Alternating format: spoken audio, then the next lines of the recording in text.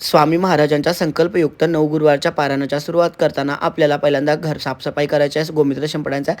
पूजेच्या ठिकाणी आपण गोमूत्र शिंपडून एक स्वस्तिक काढायचं आहे. त्यावरती आपल्याला चौरंग ठेवायचा आहे आणि चौरंगावर आपल्याला पिवळं किंवा भगवं वस्त्र घालायचं आहे आणि त्याच्यानंतर एक दिवा लावून घ्यायचा आहे. दिवा लावून झाल्यानंतर आपल्या घरामध्ये श्री स्वामी समर्थ महाराजांचा किंवा दत्त महाराजांचा जर फोटो असेल तर त्यांचा अभिषेक वगैरे त्यांना करायचा आहे आणि त्याच्यानंतर आपल्याला त्यांची स्थापना करायची आहे. स्थापना करण्यासाठी आपल्याला अशा प्रकारे पानांची मांडणी करायची आहे.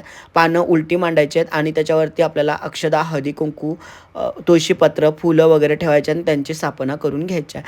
त्याच्यानंतर आपल्याला त्यांना हार वगैरे घालायचा आहे आणि त्यानंतर आपल्याला सगळ्यात प्रथम गणपती बाप्पाची स्थापना करायची आहे. त्यासाठी आपल्याला मंत्र वगैरे पुस्तकात दिलेले आहेत, ते त्याप्रमाणे मंत्र वगैरे वाचून आपल्याला त्यांना अभिषेक वगैरे घालायचा आहे, त्यांना अष्टगंध वगैरे लावायचा आहे आणि त्याच्यानंतर आपल्याला त्यांची पण स्थापना करायची आहे.